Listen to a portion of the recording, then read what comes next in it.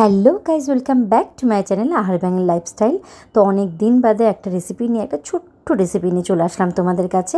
Snacks item, এটা সচরাচর খুবই পাওয়া যায় আমাদের এই বাংলায়, কী বলবো, আমাদের এই কলকাতায় এবং যে কোনো জায়গায়। ফুলুরি, তোমরা হয়তো অনেকেই নামটা জানো। তো হঠাৎ করে আমার শাশুড়ি মার ভীষণ ইচ্ছা হলো ফুলুরি খাবে। এবার বাইরের জিনিসটা আমি দিই না খেতে, তো ঘরেই বানিয়ে দিলাম। দেখো কিভাবে বানিয়েছি। আমি একদম ওনার জন্য অল্প করেই বানিয়েছি।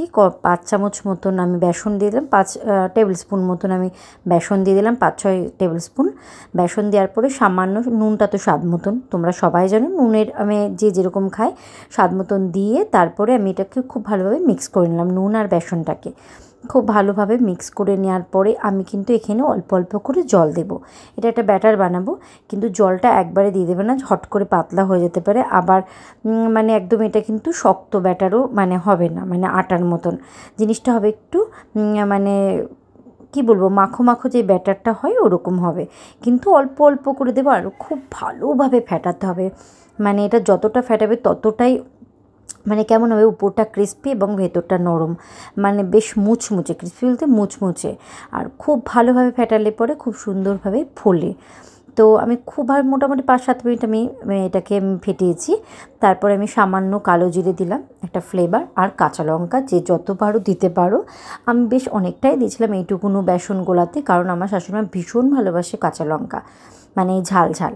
তো আমি অনেকক্ষণ ধরে এইবার এটা দিয়েছিলাম। তারপরে আমি এটাতে সামান্য দেখতে পেরেছো একদমই মানে পিঞ্চ অফ বেকিং সোডা দিলাম, এবং তোমরা বেকিং পাউডারও দিতে পারো, তখন আরেকটু বেশি দেবে বেকিং পাউডারটা। এবার দেখো আমি একটা জিনিস দিতে ভুলে গেছিলাম, হিংটা আরেকটু আগেই দিয়ে দেবে, বেকিং সোডা দেওয়ার আগেই হিংটা দিতে, তাই কোনো প্রবলেম নেই। আমি হিংটা এখন দিয়ে আর একবার একটু ভালোভাবে ফেটিয়ে নিলাম।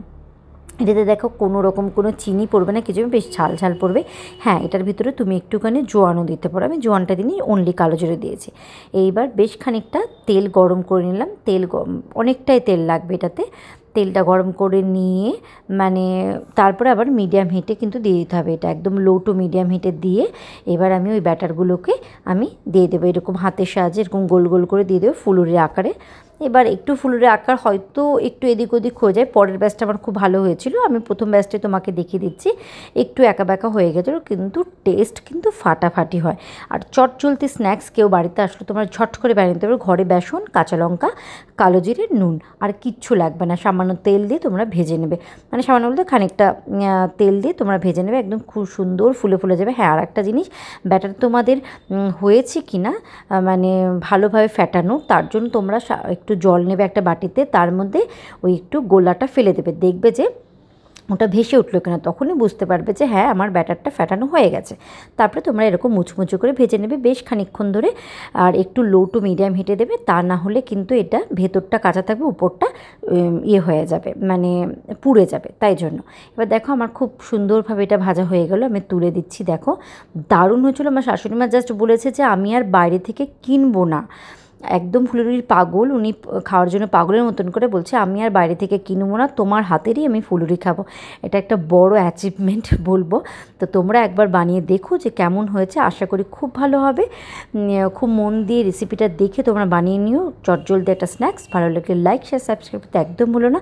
আশা করছি এটা ভালো লাগবে এবং সবাই মিলে মুড়ি দিয়ে একদম জমিয়ে খেয়ে নেবে। তো এখন মতো টাটা, বাই বাই।